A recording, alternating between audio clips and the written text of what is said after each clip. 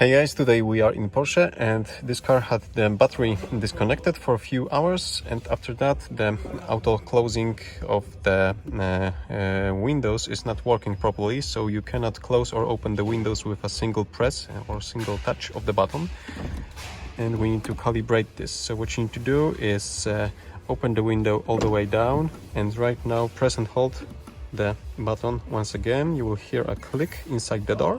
Now bring the window all the way up, and when it's up in this position, once again try to close it even more, and after that the door control module should learn the end position, the stop positions, both the fully closed and fully open. And right now we are able to use the comfort close and comfort open functions in this door, and then you need to repeat the same thing for the passenger side, and that's pretty much it.